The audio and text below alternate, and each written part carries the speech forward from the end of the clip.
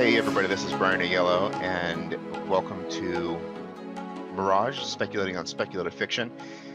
Today, I'm going to be speaking with Ryder Hunte Clancy, and our subject is J.K. Rowling and the wonderful world of Harry Potter.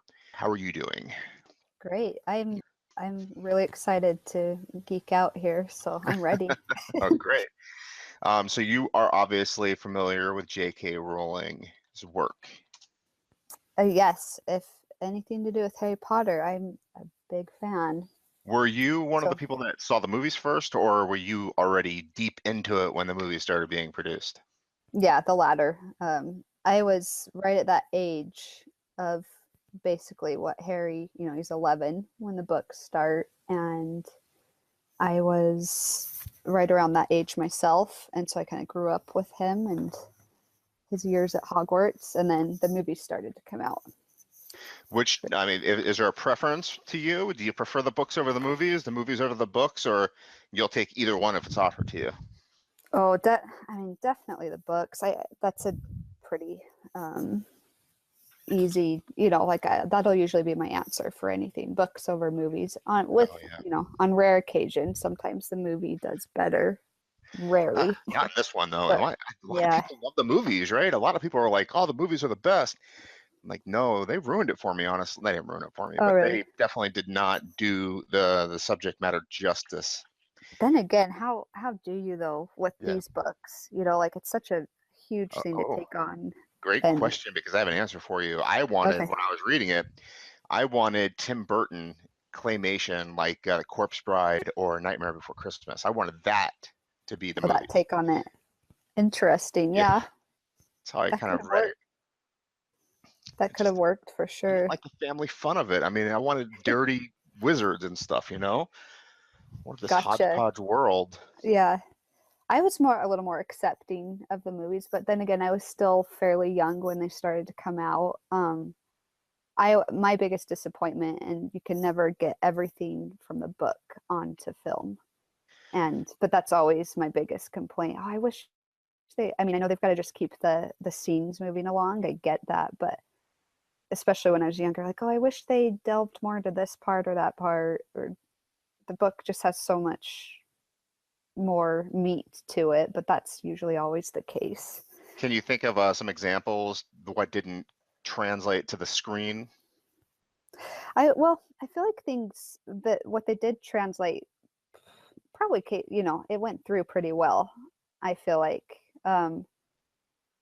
as far as, and even the casting, I feel like they actually did really well. Although, like, I'll probably get haters for saying this, Harry is my least favorite. I don't know if I have an issue with Daniel Radcliffe or because he's not claymation. That's why you don't like him.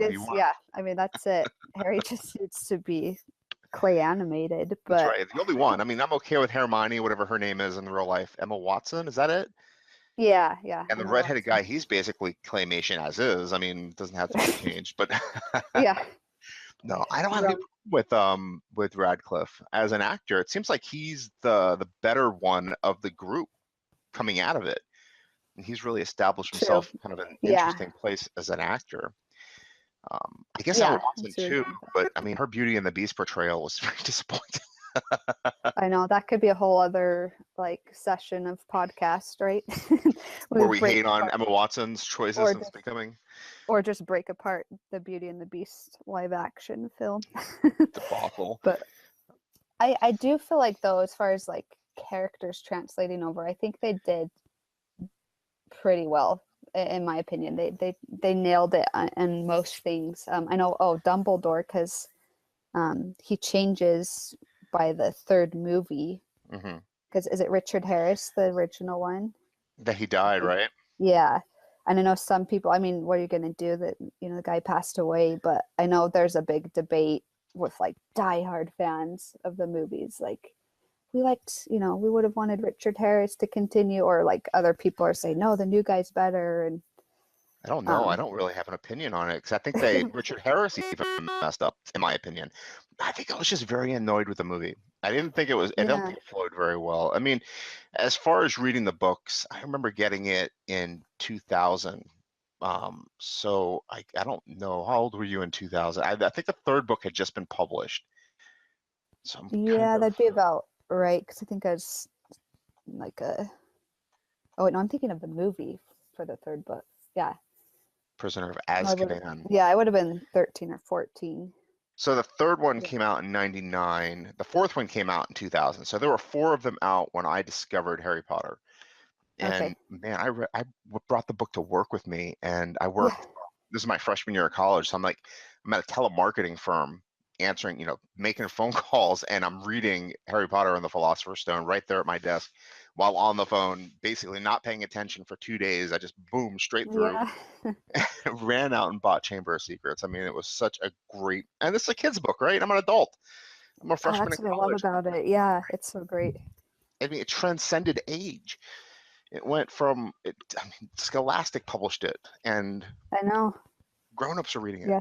It's absolutely Oh, crazy. that's what's like so inspiring about it, about J.K. Rowling is I think she did intend it for children. I feel like that's accurate to say that, but I don't think she could have even imagined obviously the reach it had, and but that's what's so magical and cool about it. I think like the children, Why though? That's parents. the main question. How did she do it? Was it infused in with some kind of magic? Strangely enough, I just talked to a guy today. Um, his first name is escaping me, and I just talked to him. It's But okay. he just wrote a book called J.K. Rowling as a Wizard, and Oh, it I've heard of that basically, book. Yeah, have you? I haven't read it, but It just came yeah. out. It was just brand new on the scene, and he basically, his idea is that J.K. Rowling is a wizard, obviously, and she, there's a rumor that she's Rita Skeeter, Oh, that she's the Rita Skeeter yeah, in real character. life, basically. I mean, take it as with how many grains of salt you want to take it with, but Oh, I know. So many I mean, the rumors. whole thing is like wrapped in mythology. In fact, how did she make that book so well received? Why was that book so well received? Can you think of a book that was as well received by both children and adults? Not well, I know she didn't have immediate success, like success, but it was pretty quick to grow. And so I'm trying to compare that and contrast that to I mean, for me, it was 3 years, right? For you, how old were you in 2000? uh, about 13. So you're 2 years into it. You'd already read at least two of the books by that point, right? The Yeah, first one and the yeah. second one. I mean, is it crazy that you're an 11-year-old girl and you could have a conversation with this, 20-year-old dude about these books and be Oh yeah, friends over it? back then that would have like been way weird. Although my dad was the one that started reading them to us, me and my Really? sister. He Yeah, he discovered them first? How did he come about the he's a doctor, so probably like one of his patients, is a family doctor. Probably someone walked in with it and he was like, "What's that?" And he's a huge reader. Like I've never met someone who absorbs books as quickly as he does. So it Oh, doesn't interesting. surprise me. And Yeah, you're a reader as well, so you must get that from him. that definitely like both my parents are we grew up with books around us, but my dad, yeah, it doesn't surprise me that he found Harry Potter before I did, especially at that age. So but he was getting into it, like, but obviously that was my dad. I could have a conversation with him as opposed to some random 20-year-old in line at the store or something.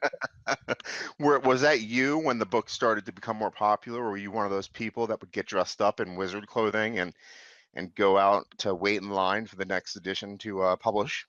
You know what? I didn't, but I think that's more my personality. Like I just preferred to have it ordered on eBay or Amazon or wherever my dad got it from, or Barnes and Noble, and have it shipped that morning to the house. Because I've I just heard like that the little. J.K. Yeah. Rowling is the author that built Amazon's book business, basically. Oh, really? I wouldn't be surprised. I have never looked into that, but I She's a mean, billionaire that off makes of these seven books. yeah, I mean, that she makes did. sense. I mean, she did so much for kids growing up. It's, making them readers. I can't think of another author that has had the same kind of impact in the 21st century that she has. Yeah, especially the 21st century. I mean, you get I don't even know what you would categorize them as. I can think of the Twilight craze. Does that But even equal it though? I mean, I didn't read Twilight. That didn't well, transcend to me. I mean, I tried to read the first book and I got so bored. just couldn't do it. I know, yeah, see, it doesn't really even equivalent. And on from a literary standpoint, those books are nothing compared to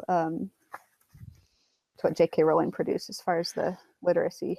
So you think that the Harry Potter books are literature, and you think that they are classics and that they will remain forever in the zeitgeist in one form or another?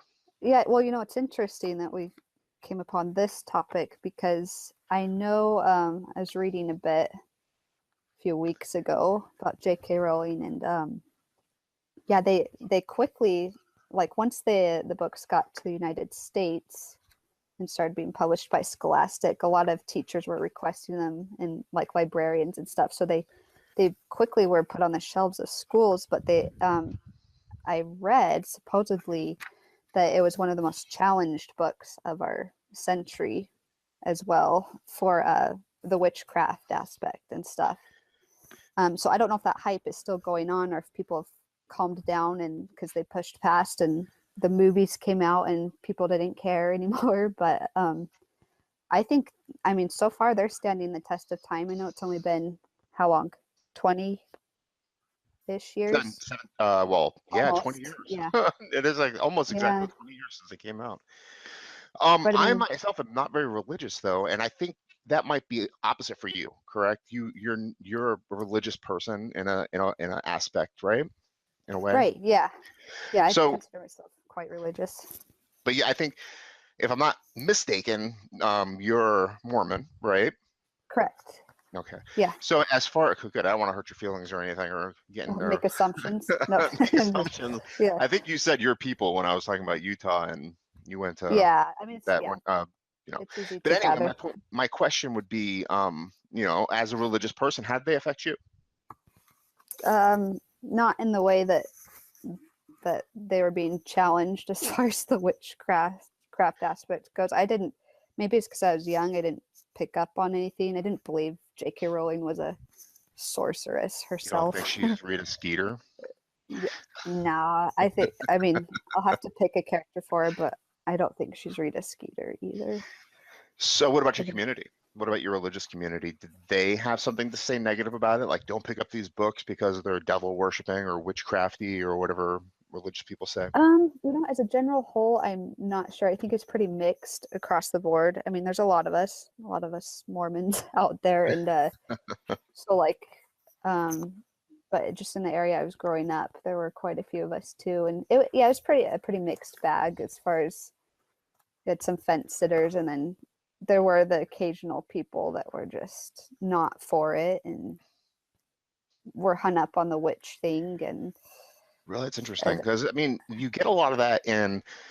I'm just gonna blanket statement all Baptist and say you get a lot of that in the Baptist religion, like the Southern Baptist or the more right. Christian oriented peoples or something along those lines, where they demonize Dungeons and Dragons and things like that. Well, in fact, along those lines, this isn't. I don't know if it's a Baptist. This was a highly populated Baptist community, but in New Mexico, I came across this in my reading. Somewhere in New Mexico, one of the churches burned all the Harry Potter books on display, like to make a statement, like getting They a little. bought them all and then burned them, or they. Or I don't know if they confiscated them and burned them, or I didn't get all the details, but that was New Mexico. I don't know what the religious standing was there, but it's very interesting how they can make a stand against something like that and it becomes even more popular potentially. I mean, I don't think you could knock down the books though as they were being read and devoured. Yeah, I mean, just look at my biggest thing, obviously, okay, so like 50 Shades of Grey, I actually have not read that, being the religious person I am. No, Well, I'm not kidding. religious and I have not read that, so I think it's a I know quality it's thing for not me though. exactly, yeah. I mean, I was just gonna like preface this with obviously you don't want to see kids reading that type of content. But in the terms of Harry Potter, like you just look at like my biggest thing is like everyone's reading. Like it's just great to see everybody like in front of a book and no matter the age and obviously the genre has to be appropriate for that, I guess is what I'm saying. But I can't remember where I was going with that other than it's just great to see that movement like and people are still reading them.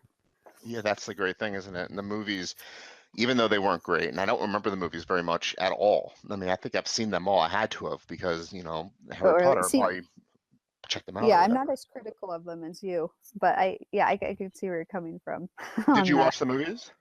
Oh yeah, I have them. I Oh, have you have all them of all. them. Yeah, And what yeah. about the latest version? What's it called? Oh, her Fantastic Magical. Beasts. Oh, Fantastic Beasts. Yeah, She did you wrote enjoy the. that?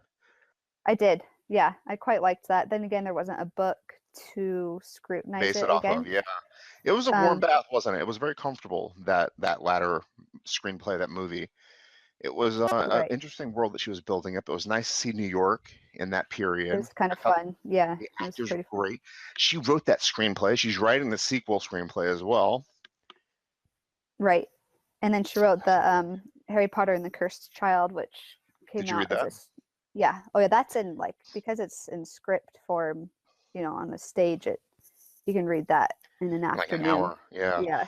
I started reading it. I didn't finish it. I started reading something else. I'm notorious for that. But so it Yeah. didn't captivate me as much as I wanted it to.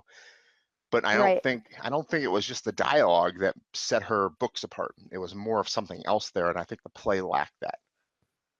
Yeah, you don't see the world building. You kind of have to jump into it already knowing the world and feeling that magic, like having the passion for the muggles versus witches and wizards and Oh, you just ruined it for me. I didn't know there wasn't an angst between muggles and oh no, there really isn't. But I mean, like you just have to like have that Harry Potter world and that feel about you. Like you have to make the effort to have it there to while you're reading all the dialogue. I should say there isn't really any mention hardly of Muggles actually oh, in there's that not. one. Okay, it's No, no, no, no. informal like.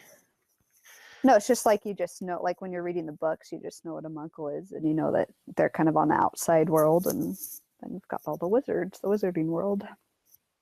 It is going to be in New York at the Lyric Theater, Yeah, I heard. I didn't know what theater, but I heard it was coming. 2018. Yeah, that's going to be Nice. so cool. I'm going to have to beg my wife to take me to see it. We were in London. Yeah, we were. Is your wife not a No, my wife is as big fantasy? a Harry Potter fan as I am, and she Okay, loves speculative good. fiction as Yeah. well. But yeah, she read the play like in that the day that I got it for her, she read it like immediately, and I got lost into something else, like I was saying. But yeah, she loves it. I want to scream up to her that it's going to be in New York, but I can't see her, so Yeah. Come to the top of the stairs. come Yeah. to the top of the stairs. Guess what? So you were in London. Couple, not this past summer, the one before that, and we knew we wouldn't be able to see it because it started out in London, the play did, and I think when we looked at tickets, because my sister-in-law like lives in Scotland, my in-laws are Scottish, and I was like, please look into it, and she was like, oh dear, it's booked out for a year and a half. The tickets are sold out for a year and a half at that point. So one day, hopefully the hype will die down, and when we're back in London, we can see it. But Or New York in 2018. yeah, You'll be able to see it too. I mean, I'm pretty sure it's going to be crazy here as well. yeah, I'll probably be just as crazy, I'd imagine. One Trying to day, see it one day. Yeah, maybe yeah, there'll be a video version of it. I know. That might be the Although better spring maybe 2018. So it's like right around the corner. Or maybe what it'll be month? like Sorry. spring. Okay, yeah, it's coming. I know they casted. It's been about at least a year since they casted for New York. I think I saw something come up on Facebook for that, but The website's cool. It has this nest with these wings coming out of it, and inside the nest there's a gif of a boy turning his head back and forth. Oh, cool. So kind of like the book cover. Yeah, Yeah. that's the whole. I guess the whole thing is kind of animated. It's neat. I'll have to check it out. I'm not going to look at it right now because I'll get distracted and then you won't get any verbiage from. So you read this, you liked it, and you read God, what did I hear? Are they other novelizations of the Fantastic Beast movies? Oh yeah, no, I haven't read those actually. I know she did two of them for, yeah, I think Back in two for. 2000, there was She wrote them Fantastic for, Beasts and Where to Find Them, and then yeah. Quidditch Through the Ages. I remember that. I know she wrote those. Somehow it was linked to charities, Hmm. where the proceeds went to charities or something like And that. then But that, after yeah. Seven was published, she wrote the Tales of Beetle the Bard, Oh, that's right. That makes sense. Yeah, that came and out. that had all like the hand-drawn illustrations. She did the illustrations potentially. I'm not even sure about that. But there's crazy price tags associated to the hand-drawn, handwritten stuff. Oh, that, $1.9 million. No, goodness. I'm sorry, $3 million one was bought for. Oof, yikes. 1.9 pounds or whatever. It's crazy. I don't know. Yeah. History wise, I cannot think of another author that has the same kind of punch. You know what I mean? Yeah, I think, I mean, you have to go back pretty far to, I'm sure there's some like that I can't think of right now, but the huge ones, you have to go pretty far back, like to C.S. Lewis and those scholarly men. I don't know. But Do they have the same kind of punch? I mean, I just don't know. I looked up yeah, who they probably compares didn't. to J.K. Rowling, and I don't know. Maybe it was a dumb question to ask in Google, but nothing is popping up historically. Maybe I'll add historically. Yeah, I don't know. That's one thing I've just assumed. I have her pretty highly ranked in my opinion, and I just leave her there because that's where she is. What do you think she writes in?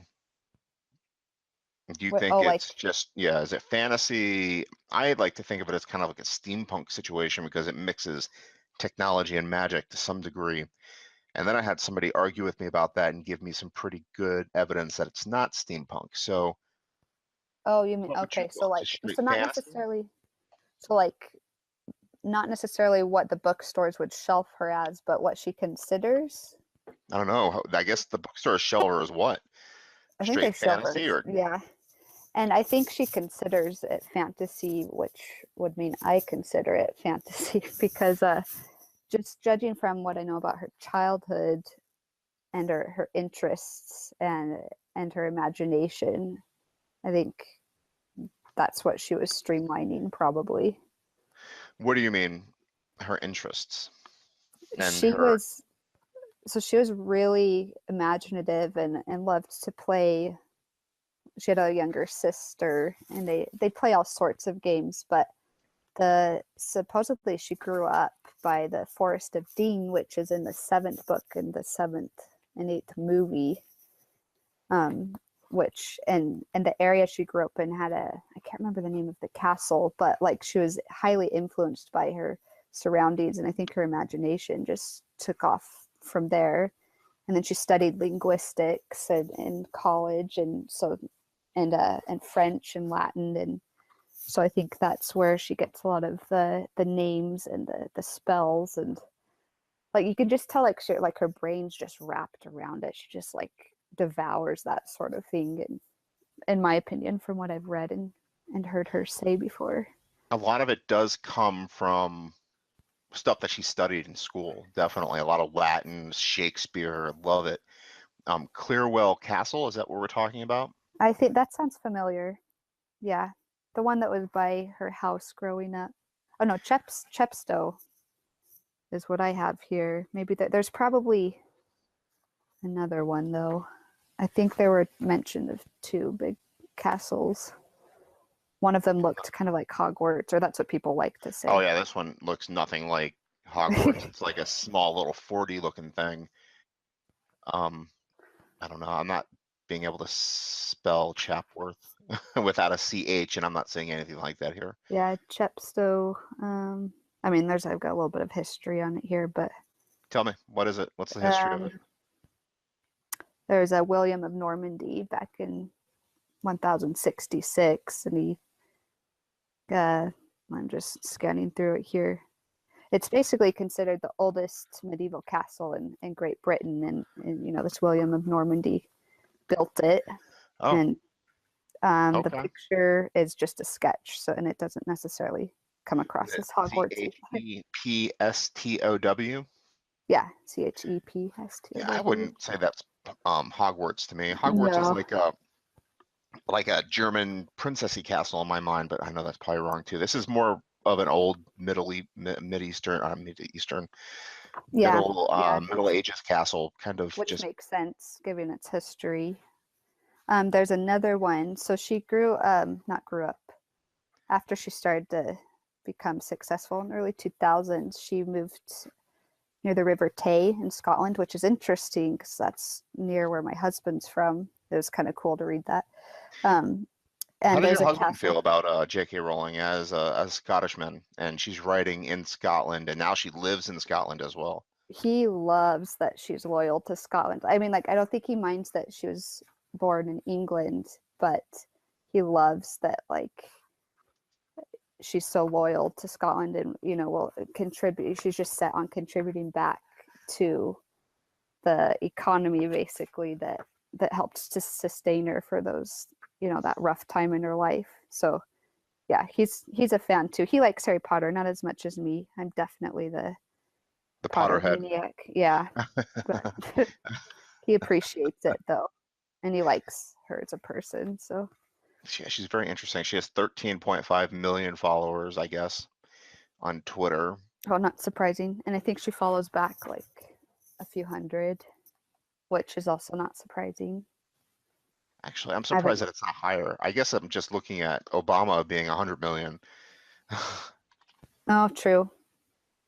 Want her to be just as Yeah. high. I definitely want her to be higher than Donald Trump. That would be nice. But I don't. That's I'm not even. Yeah, I won't get political because I know she likes to not troll, but go after internet trolls. It's kind of funny, but another reason to like her. Yeah, definitely. She only has 13.5 million, so now my respect for her has dwindled down to almost nothing. Oh man, yeah, that Twitter standing, it just gets you. No, not she. She's so high up in my book, just as a person, that it'd take a lot to shoot that down for me personally. Well, let's do the top 5 Ryder Hunte Clancy novelists, just so I have an understanding of where you're coming from literarily. Oh, I feel like mine aren't very original. Like they're pretty common ones, but um, we have the obvious one, J.K. Rowling, and she's probably the most modern one on my list. And then obviously you have to have C.S. Lewis, or I have to, because I'm just a big fan of Narnia. Yeah, he's one of my favorites too. He's up there. I mean, I read all of his books like 5 or 6 times when I was a kid. Horse and His Boy is my top 10. In my top 10. If I had a top I 10, I remember don't you even have a saying top 10, that. but Yeah, I remember you yeah, saying that. that's one of my favorites. And well, another more modern one. I'm just combing through my brain here. I do like George Orwell. Interesting. Um, not all of, like I haven't read all of his things, but I don't know, maybe I'm like a crazy person that loves dystopian stuff. No, a lot of people like dystopian and slightly communistic things, but Loved Animal Farm, loved 1984. Those are the only 2 books of 1984. his. Yeah, I think I read one other, but it's escaping me right now. So, yeah, I haven't delved like all across the board on him, but I do like a bit of sci-fi too. I don't know if oh man, Ender's Game, And Orson Scott Orson Scott Card. Card. He's a Yeah. Mormon dude. I just did a podcast on him last week. Oh, you know what? Yeah, I think he was like on my list to talk about actually, now that you bring that up. But he's like, I love his material. I don't know much about him as a person other than he's Mormon. But He's big Mormon too. Like, yeah. your alma mater had him as like enshrined him basically. I think there's statues to him on campus or something. They love him to death. Yeah, oh, maybe I missed the statues. I have to go back and look. But I know, I yeah, I don't know know if there's someone. statues, but they love, as He's far like, as I'm aware, wow. because I watched some videos Yeah, prior to doing the podcast, and he seems to be always at Brigham Young and doing lectures and things like that. yeah. No, that sounds right. I did. I knew someone. I met someone who's now a friend of mine in Utah, who's apparently, I didn't ask her the whole backstory, but dated him for like a year back in the day. She doesn't need any claim to fame because she's already like an established author, but she just like threw that out there when we were meeting each other. It was kind of cool. Interesting. So you have friends that are established authors. Well, yeah, they start out as, well, you go to a writing conference and they're acquaintances, but you quickly become friends because writers we just mesh pretty well, I feel like. And your bowl of friends grows pretty quickly. At least that's been my experience so far.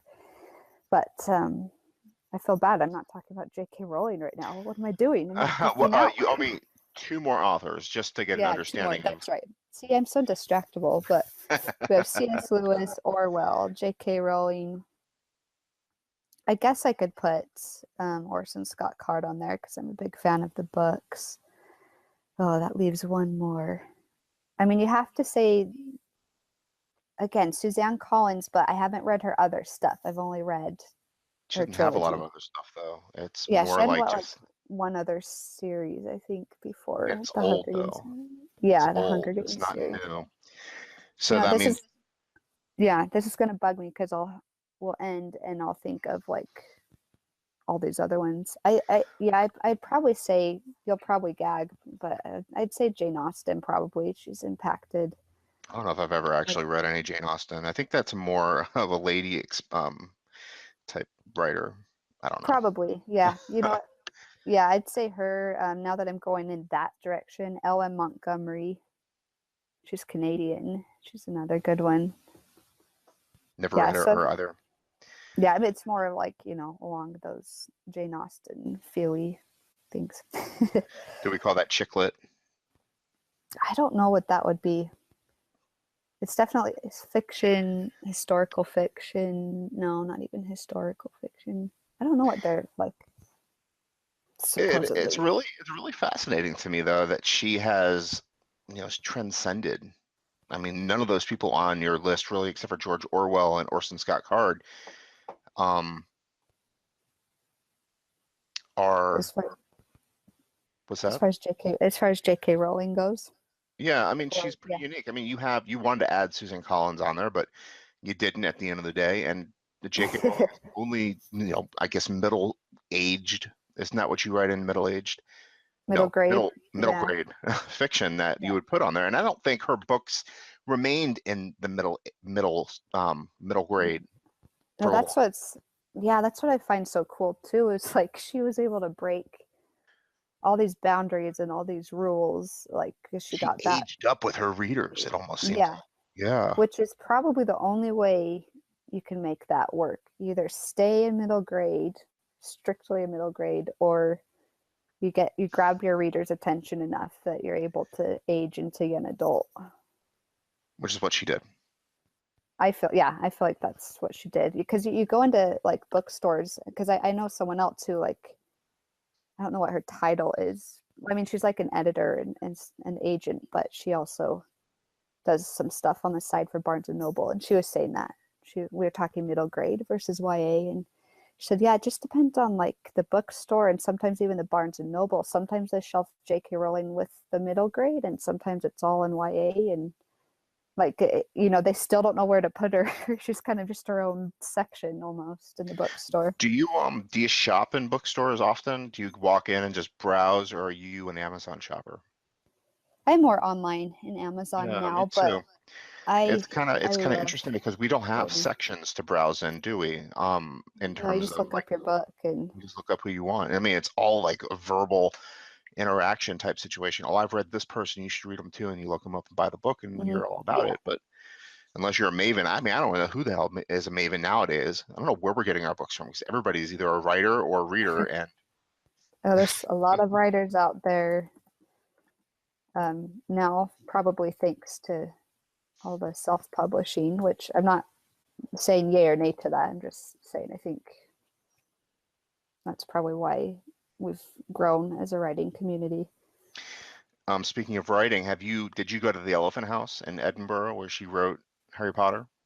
I haven't. Isn't that silly of me? Like when I've been in Scotland, I've still haven't looked up what was the other one, like Nicholson's Cafe or no, Nicholson's Restaurant was where she started the first Harry Potter because her brother-in-law was one of the owners. And so she said she felt like she could go and write there with her daughter and take up a table without it. Because she knew the owner, she felt like okay about doing that because she'd be there for a few hours at a time. But no, I haven't been to either of those. That's next to do probably when we That's go interesting. over. How often do you go back to Edinburgh? Well, my husband's from, not from Edinburgh, so we don't, when we go, it's like just for a day trip. We zip in and then go back out. So when we're there, we're usually in Edinburgh for like a day, and then we just go back to where he's from. Wow, So, I'm looking at the Wikipedia page, and they have this picture of the Potter queue, which is basically a line of people waiting to buy this book, and it's every single available inch of space in this store of people just waiting to pick up this book. Of which book though? I've lost I you. don't know. It just says Just waiting like for the Harry Potter book. reporters. Yeah. I see. Oh, Deathly Oh, it Hallows, borders. the last one. Okay. It's crazy. It's crazy. And There's have you read any of her other? You said that when we started out, you did not read any of her other. I haven't, and I don't really have a reason for that other than now you're talking about like Amazon. And like other like people's opinions. Like I like really value reviews. And I think it's probably just like being a student for so long and then like now that I'm a mother with like I value like my time's so valuable. So if something doesn't have great reviews, I'm going to put it on the back burner. And I think that's kind of what initially happened. I heard what was it? The one that the Casual Vacancy. Yeah, that's what I was mentioning. I think she has another one too. Yeah, she did. The name escapes me again. But I think that's what initially happened. For some reason, I don't know if I read or got the impression that it was like, it was okay. So I thought, well, maybe one day I'll read that. But I think what happened was people were probably, they knew it wouldn't be fantasy. They knew it wouldn't be Harry Potter, but they're still hoping it would have that feel to it. And I think maybe that's what got out with word of mouth was like, oh, well, it's not as good as Harry Potter, and so that's where I left off with it. She has another series called the Cormoran series, written by Cormoran Robert series. Galbraith. Yeah, or Galbraith or something. That's her pseudonym, right? Is a Casual Vacancy written under that same? You know what? Okay, this name? is what I heard through various connections, and I mean, take it with a pinch of salt, but that I think it was going to be under her pen name, or it was going to be like a secret that she had written it, but supposedly like its pre-sale was tanking, so they decided to come out and say it's by J.K. Rowling. That's one theory I heard.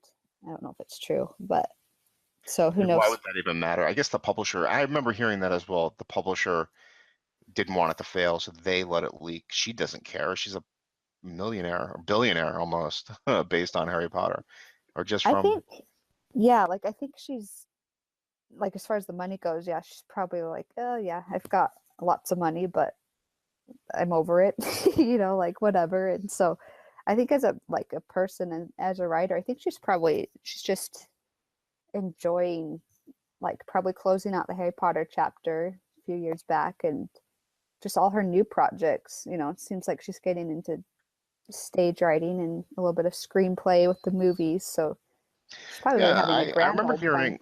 I remember her saying that she wanted to get away from Harry Potter, but that doesn't seem like it's actually happening. Yeah, She's, I don't know if she ever will. I watched a thing on YouTube it's been a little while now, so I probably won't remember every single detail, but it was a guy who's a screenwriter and a filmmaker, and he fought somehow he followed her around and he interviewed her for a whole year, and then they put together this documentary, and she gave a lot. She was pretty open, gave a lot of information about her background and where she was going next, and he did it right at the time as she was kind of finishing up the last book. And she never really said, or they never really asked her, is this it, like are you done with Harry Potter? But he did kind of entice her, like he was saying like, well, you could write books on the Potter kids, like all these people's children and everything. And she looked tempted at the time. This was right after finishing the seventh, but she even said, she's like, oh, don't, yeah, no, we're not going to go there, like I feel good about where this is ending. And but she probably didn't guess like the franchise would keep growing, which is what's happening, even with the amusement parks and everything too. Oh, you mean Universal Studios or whatever? Yeah, because I know they did get her input on a lot of that. That was in the documentary I watched. That's interesting. Have you been to Universal Studios? I know you're in Nevada, right? That's pretty Yeah, close I to have. Los Angeles. Oh, you have? Well, actually, I haven't been to. Actually, I haven't been to Universal Studios Hollywood. I've been to Orlando, but they were still working on the second half of the Harry Potter section. So wait, let's see. Hogsmeade was open, but they were constructing Diagon Alley. Like you could see all the cranes on the other side. So I haven't been back to visit the other side of Universal for that part. What was I've never been. Well, I've been to Universal a few times, but that was way before Yeah. Harry Potter World or whatever Yeah, right. opened up. What was Hogsmeade like? Oh, it was, I mean, if you're even like, okay, so my mom went to the one in Hollywood with my sisters, and she's never read any of the books, never really seen the movies. She just knows of Harry Potter because of me and my siblings. But she went, and she admitted, she just said, I even like was feeling all magical and excited, and I didn't even know what was going, like all the characters and stuff. And I was gonna say, like for me it was that way, but I thought it was because I was just a Potterhead, and everyone there is a Potterhead, and like just so happy to be there, feeling like you're being immersed in that world. But I think they did it again. They make it a fun experience for anyone, whether Do you you're. think that has more to do with her as an author or the way that Universal Studios built the world?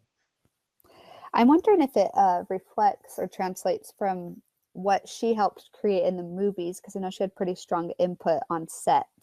And I'm wondering if they wanted to kind of recreate what you see in the movies, because it does feel like you're kind of in one of the movies. That's what it looks like.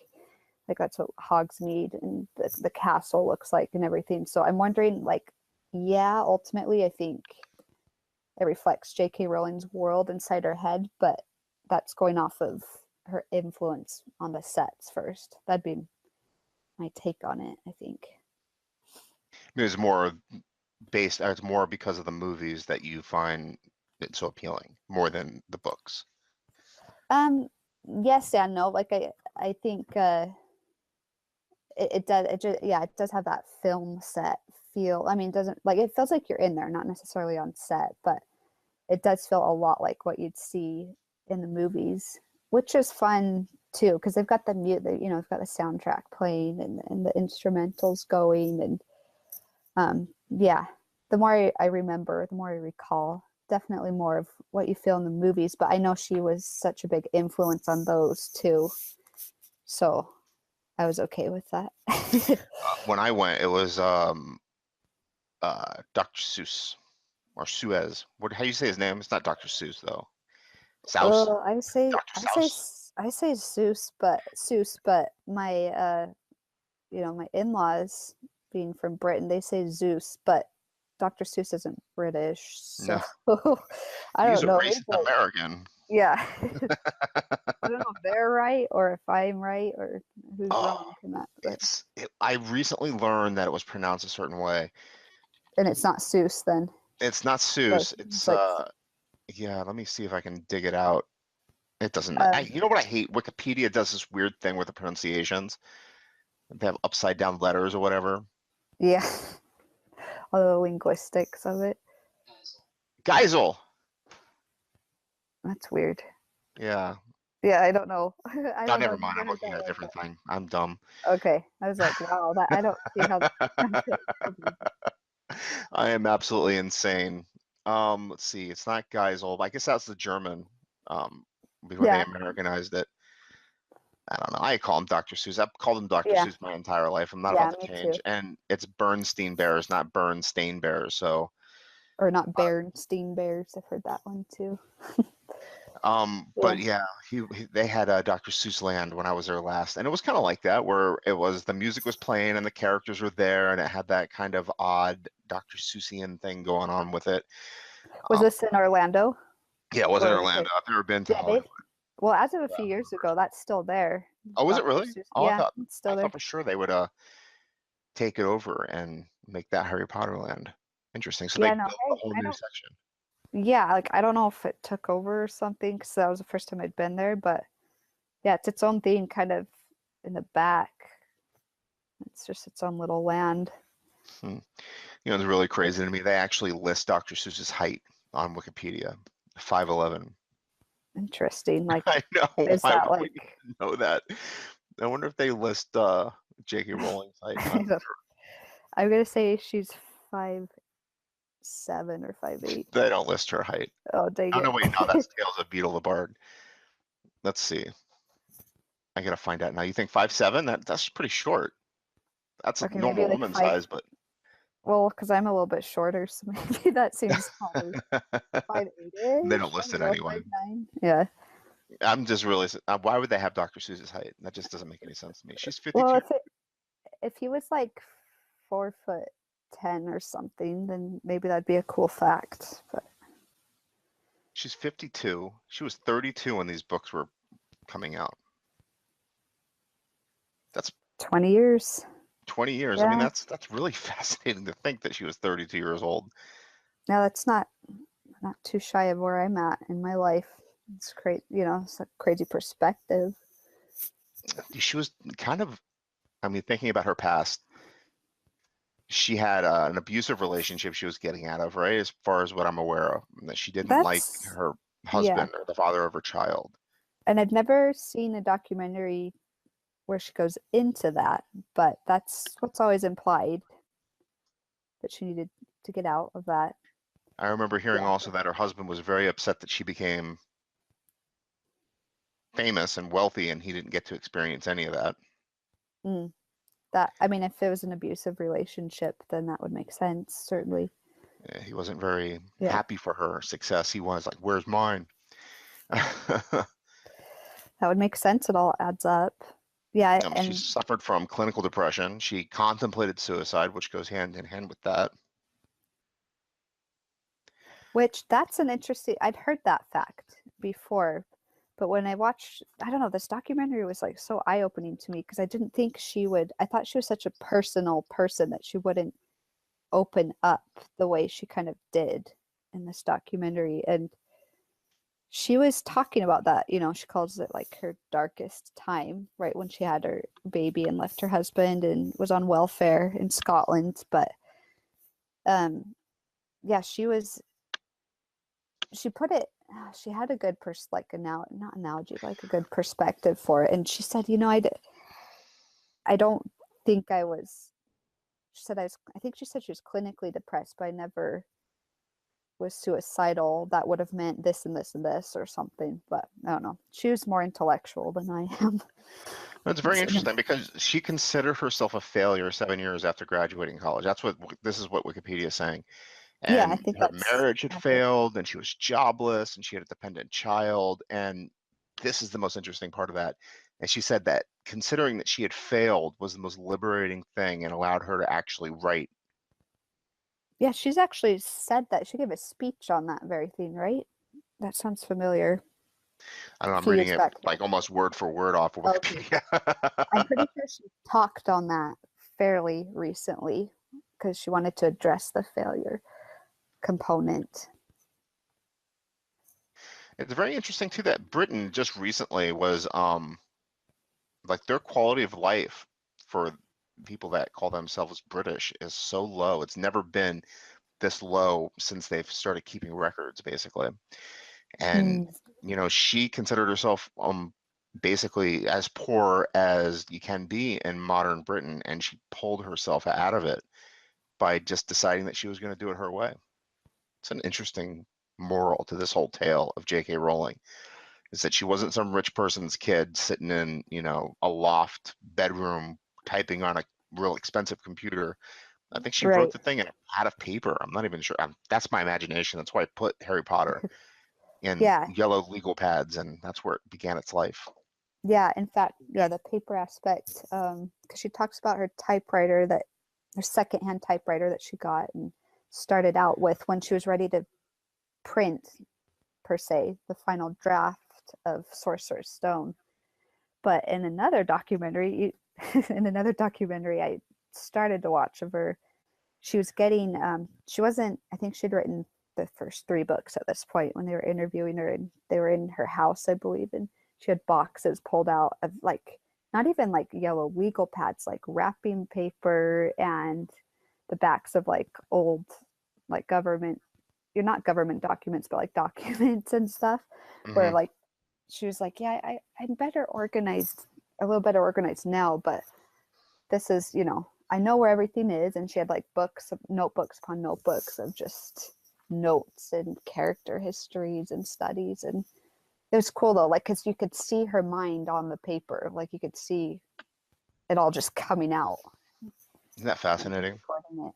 I love stuff like that. It's awesome. That's really, really fascinating. And all typed on a typewriter. I mean, I always think about Hemingway and how he wrote his, you know, punchy sentences and whatnot, and having to always, you know, be perfect. How do you do it on a typewriter? I do it on Google Documents, and I'm constantly getting red lines, right? I can be as sloppy as I want because I know that the computer is going to back me up. But Yeah. these people Yeah. are like, they can't be making mistakes. They can't be misspelling words. They can't not know the grammar right away because there's no going back, really, and there's no red lines. They've got to know what they're doing as they go forward. It's Which, really in my fascinating. opinion, yeah, it's amazing. And thinking about how much technology has advanced, even in you know, from when J.K. Rowling started to not now, but when she was ending, you know, the series. Well, obviously, and good fortune and money played into it as well. But in the documentary, you know, it shows her like just typing away on her laptop, you know, in the hotel. She's like secretly finishing the seventh book. And I mean, that would be so interesting too. Like at that point, I wondered, does she probably still has a typewriter just for a keepsake, but like, does she still write on paper, or, you know, what does she prefer? Like now that she has a laptop and all, you know, she can have whatever she wants. Like she went from paper to typewriter to paper to like by the end, you know, a laptop. It's just interesting. I don't 'Cause I know. know I'm gonna ask Google, how does J.K. Rowling write I her know every books now? author and writer has their preference. Some prefer to scribble notes and Do others you? like those. I do, yeah, notes. I do. I have like notepads stationed throughout my house just because I'm one, like if I run upstairs to get it, I've probably forgotten half the idea. So it's a little messy in that regard, that system, but that's why I just keep the notes in there and then I, you know, consolidate them all. But then I mostly type on the computer when I'm actually ready to draft. She started the book 7 years before it was actually published, and she wrote Yeah, the that's what I initial figured. Potter idea on a napkin. Which I think that the napkin theme maybe got debunked, if I remember right. Oh, really? It was, well, she was on her, not, I'm like totally not an expert. I'm just going off of what I have read and seen. But she's on on the train. That part's accurate. On the train going back to London on her and she didn't have a pen or paper with her, so she just, and it was delayed, so she had to wait 3 or 4 hours. And then by the time she got back to her apartment, this was before she had her daughter, before she was married. By the time she got back to her apartment, she was just grabbing anything to write on. So maybe, you know, there maybe was a napkin involved, but I feel like she herself said like, no, the napkin thing's not quite true. I feel like she did say that at one point. It's very interesting. I get my best ideas as I'm falling asleep at night because I kind of play over whatever in the day Sure. of, and it Yeah. just kind of sticks. Yeah. You know, next morning I wake up and it's like, okay, I needed to do blah blah blah to my manuscript to make those changes that I thought of as I was drifting off to sleep. I've never really felt the need to, you know, run out and grab something real quick and write it down. Yeah. Well, if you keep it like, if you're one that just like, okay, yeah, I'll remember that the next day or for in the morning when I see my manuscript again. You know, I've had both happen where I would totally wake up remembering, and other times where I know I've had an idea and I slept it off. It didn't That's a stick. scary thing, right? I mean, if you've had a Yeah. great idea and then slept it off, you're never going to remember what that great idea was. You'll never be disappointed either. Yeah, My that's true. my philosophy is if you don't remember it, it wasn't worth knowing to begin with. But that's Hmm. just me because I'm Maybe I lazy. should tell myself that when I feel bad for missing that thought. But usually I'll keep my phone near my bed, somewhat in the proximity, and so if I have to, if I'm like really lazy and don't want to go get pen and paper or turn on the light, I'll just type it real quick in my notes if I'm really that scared about forgetting it. Here's a quote. She did say that she wrote it on a typewriter, and she would have to retype the entire chapter if she Oh, for changed one. a single paragraph. My goodness. We're so And spoiled. then Like, she had to we're so retype spoiled. the whole book because she didn't double space it. Oh my goodness. Well, she knew, I mean, after 7 years of writing that and then retyping it, I'm sure several times, she must have known that thing inside and out. That's Oof. right. Well, and That's typewriters going are to be hard. intimate. Like, you really have to punch those keys too. You can't just roll over them like on a keyboard now. Like, that would just be exhausting. Right? And I'm just thinking about I type with 3 fingers and my thumbs. Yeah, you have to have, I mean, I have very little experience with a typewriter, but you definitely have to have some punch. When I was a kid, I think I was like 8, 9, 10, 11, something like that. My mom bought me a used typewriter, and it was great for a little while, but the ribbon ran out. I mean, she never bought me a new ribbon, and I I messed that typewriter up so bad, just pressing all the keys at once, and the hammers would go up. Yeah, things And going crazy, became getting a stuck. really loud toy because I didn't have a ribbon, and it's expensive. I mean, it's like now we can just write forever on our whatever's our phone, and it goes Right. into the cloud, and it just sits there for us to go back to. But she's got to organize all these papers, and she's got to make sure she doesn't make mistakes. And then, like she said, if she makes a mistake, she's got to start all over again. Oof. It just shows like the deliberation on every scale of this. Like I mean, she planned it out so well in her head.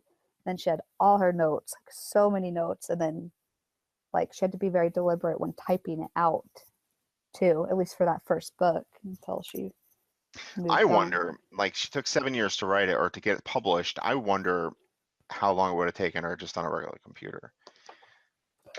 How long Yeah, did it take her between novels? I mean, she didn't write all 7 books she at the seemed to same go time. pretty. Yeah, she. I know by the time Sorcerer's Stone was being published, she was cranking out Chamber of Secrets. You know, Because so she had a computer. maybe yeah, unless she prefers to longhand it. I don't know initially. But I know like her mother's her mom was sick with MS for a long Mm. time, and I know her ailment and then eventually her death like played into the writing a lot. Um, what did she said now that in hindsight looking back, like her mom's death was like probably the most impactful, one of the most impactful events of her life, and it was infused into her writing even though it wasn't deliberate at times. But you know, like the theme is there. And I think though that, you know, with the ups and downs of that, and then her, you know, her marriage in, was it Portugal? I don't know. Her Her second second marriage or her first one? first one, yeah. I think that like the idea hit, and then 7 years later it was actually published. So I think I want to say almost 4 years of that was like the brainstorming, the note taking, the Oh, world you're building. right. Porto, Portugal. She was a Yeah, English as a foreign language teacher. Oh, I've wanted to do that in Asia.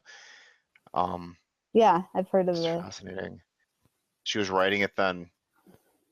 It's really interesting. The first 4 books were written a year apart. She published the first one in 97, and then 98, 99, and 2000. Mhm. I'm wondering if she wrote all 4 of those books within that 7-year period of time, and then she started breaking them apart into separate novels and chapters. I mean, they do kind of flow together, right, in terms of years. That's interesting. And then the Yeah, yeah. the fifth one took 3 years to finish writing. Which there's a lot going on, and that one's Order of the got Phoenix, yeah. some rougher content. You know, I think And Half-Blood Prince and Deathly Hollows. I mean, I guess you could say the Goblet of Fire was the turning point for going from kids' books to something a little bit older. yeah, kind of got dark. Definitely got darker and more YA. And Harry's age, you know, he's kind of headed into that YA a little bit. I think he's You had the 14 by death then. of Cedric. Is that Cedric Yeah, that died? Yeah. yeah, The Cedric death of and Cedric and Goblet of Fire. And then from there, there's a death in every single book from then on. No, no spoiler alert. But I mean, yeah, Order of the yeah, Phoenix, his uncle dies. No, his godfather dies. Half-Blood Prince, Dumbledore dies, right? And then Dumbledore Deathly dies. Hollows, everybody dies, including Yes, Harry Potter. yeah, Harry dies. Sorry, folks. Well, And then, actually, he does kind of die, yeah, he and does. He yeah, dies and then comes back, right? He's resurrected at the end of that basically, novel. yeah. Sorry, everyone who hasn't read that, but Well, um, hopefully they're not listening to this going, I was debating. No, I I don't know. have to. Actually, Yeah, she doesn't need any more readers. She's good. yeah, she's got her fan base. She's already But been successful enough. I heard that she herself has said this with the Sorcerer's Stone.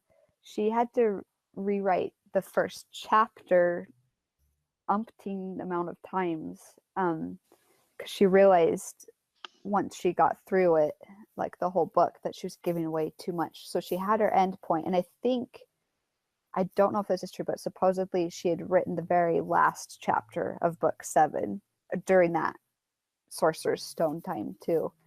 So maybe she had snippets for the first 4 at least Hmm. coming out that she was saving away.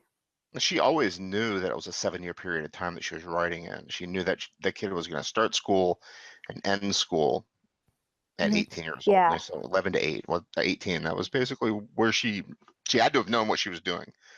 Oh, definitely. And she did say she knew right at the very start, she knew there's going to be a Dark Lord who basically had so much hate and evil in him that he killed people to make himself more invincible. Like that did come out in the documentary too. Like she had that going, and that the connection, the whole theme of love and Harry's, Lily Potter's love for Harry, and like she did have all the basics of that figured out. I think it was, I mean, it gets tough in books 5 and 6, like figuring all the connections out there. So I'm sure that's why there's maybe a little bit of a slow down.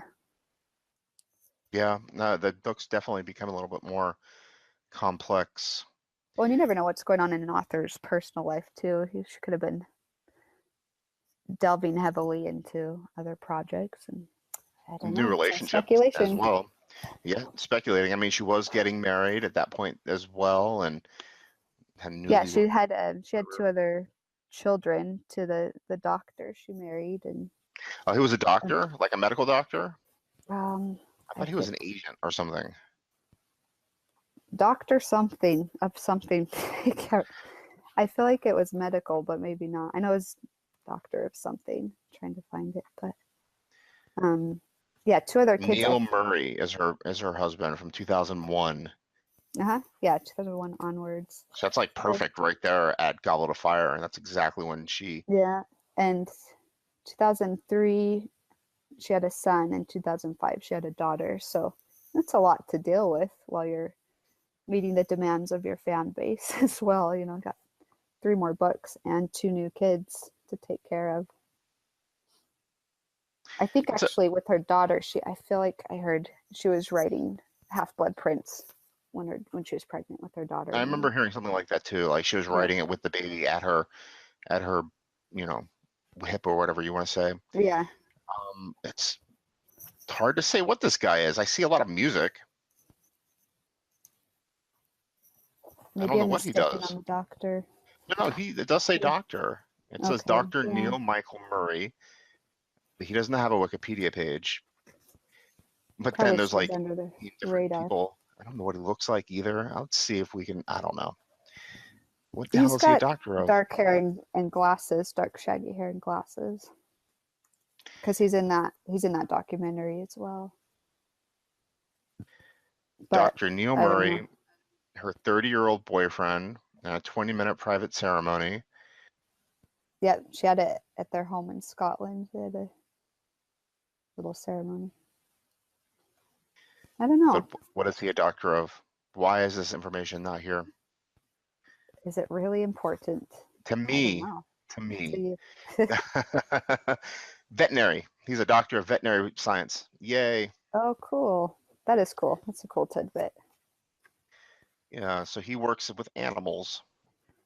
I wonder how they met. Guess we'll never know. I think it said, I read that a friend, let me look here.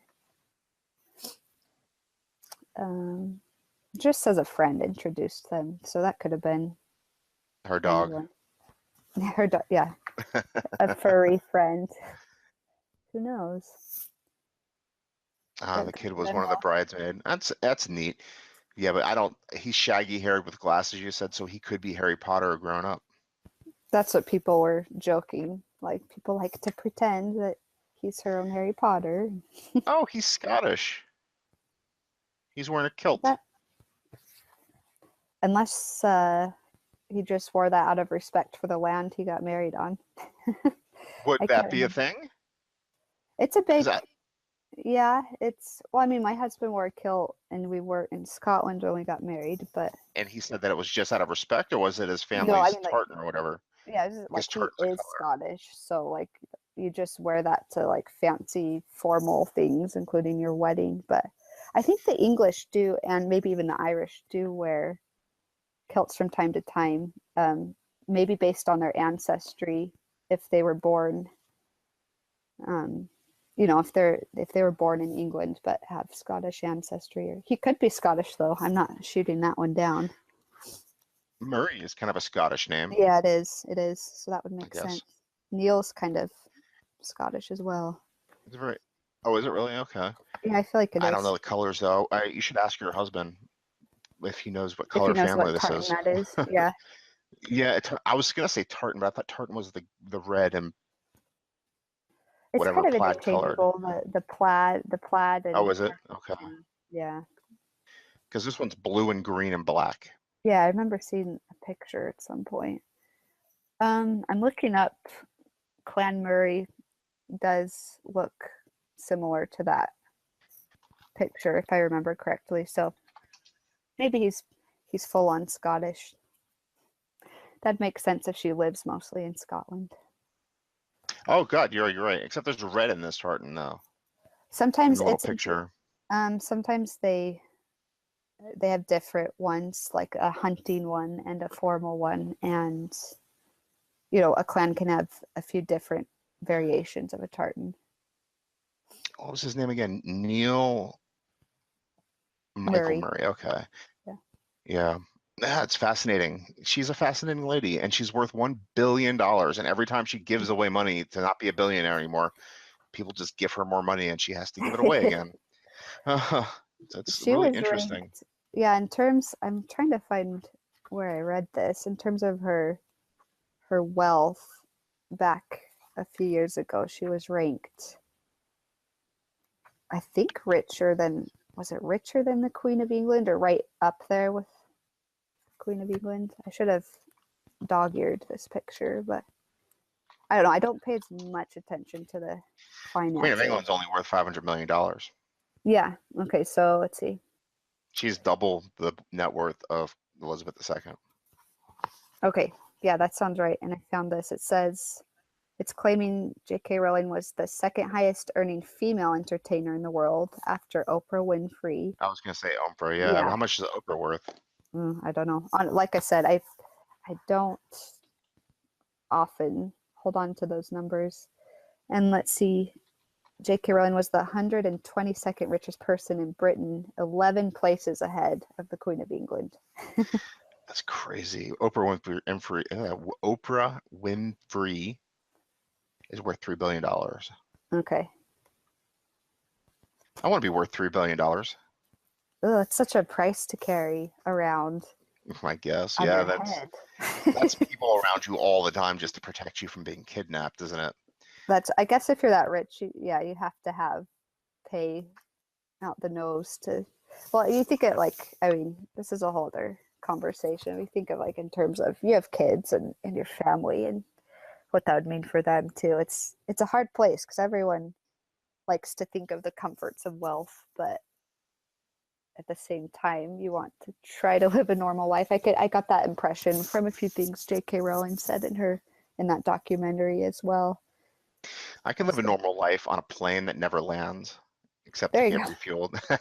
I know there'd be perks, like you can hire private jets to go visit everyone and places and secret islands. Like I understand. Could do it. I could live like if they're looking for volunteers, I will definitely take that spot.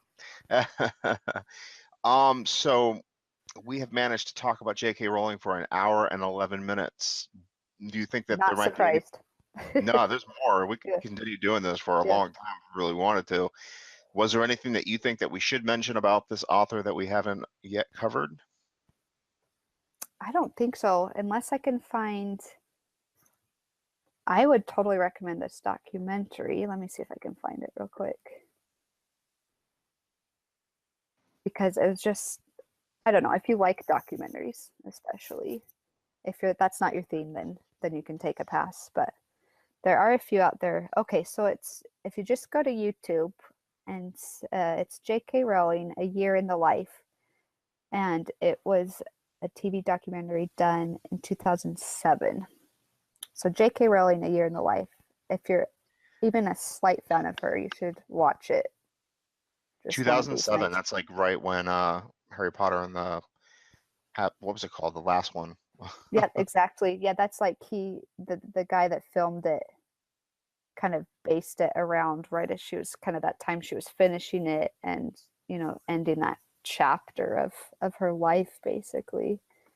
The neatest thing about that is that would be something that an author would do for marketing, but it was more just documenting the historical moment of her publishing the last book in this That's the book in this impression I series. Yeah. got. Yeah, and I don't know, she's just very real in that, and I'm yeah, it just not that I had a bad impression of her beforehand. It just like opened my eyes to like more of who she is as a person because you can read things and books and unofficial biographies, but you just always wonder like, did she really say that or is that really true? And so it was fun and it seemed pretty genuine. He asks some good questions too. He Okay. knows what questions to ask. The thing about her and her work for me is the fact that it's continuing to evolve too, or things leak out Oh, it's about her brilliant. sexuality and about things that she thought about while she was writing it. And Hmm. she said, no, I'm not writing any more Harry Potter books, but yet she's continuing in that world and she's still, really appreciative of the people who helped create her success. Definitely. Yeah, I've already used the word genuine, but she does just seem like she has her passions and her causes in life, and Harry Potter's always going to be one of those. And she just gives back with it too, with all the benefits she's reaped. Yeah. So, and I love, she just seems like a fairly modest individual too when it comes to fame and wealth. So I appreciated that about her too. And you can't forget that she was denied at all these publishers too. And my I think, favorite yeah, story is that some of these people who said no to Harry Potter said yes to some reality star's biography that will never, if I mention their name, you'd be like, who's that? They said right. no to J.K. Rowling. And I think 14 or 15 rejections was, I mean, I know you can get a lot higher than that, but like it's J.K. Rowling and she got multiple rejections. And the thing about her that really just makes me happy is that she accepted that she failed at whatever the hell she was trying to accomplish, and at the end of the day, she became so successful that it's just unbelievable. As a failure, she considers herself a failure. That's just mind-blowing. And I think along those lines, real quick, what to take out of that is just the fact that she even says this, like she wanted to write that book because she felt so passionate about Harry and he was just alive for her. And that was her, like every writer and author has a motivation and it doesn't really matter what it was. But what I really appreciate about her is like her motivation was just, I want to write this book for me. I'm going to do it for me. And then what's the worst that could happen? It gets rejected. She said something along those lines. And I just love seeing her motivation in that. Like it's just so clean and simple. Like I'm just gonna write this for me, and look what happened. It's Which is amazing. totally awesome. Yep. It's a fantasy for a lot of people, and I'd love It to have is. that kind of success. I'm sure you would as well with your I middle think grade everyone story. would. Yeah. Yeah. Yeah. Well, thank you so much for joining me today. I really appreciate it. This has been a Oh, great not a problem. conversation. That's anytime. I love geeking out about people like this. So Maybe next time we could do C.S. Lewis. Maybe you'll be the C.S. Lewis author, being that he's one of your favorites and he's one of mine too. Haven't yeah. done him yet. Oh yeah, definitely. I put my name down. Oh, excellent. We'll set that up then for maybe the next couple of months or something like that. Awesome. All right, Ryder, thank you so much again, and you enjoy the rest of your afternoon. I guess it's early there, 6 o'clock. Yeah, it's in between. We're heading into evening. We'll call it evening. That's nighttime for me. Really. Excellent. Thank you so much. Enjoy the rest You're of your welcome. night, and Okay. bye-bye.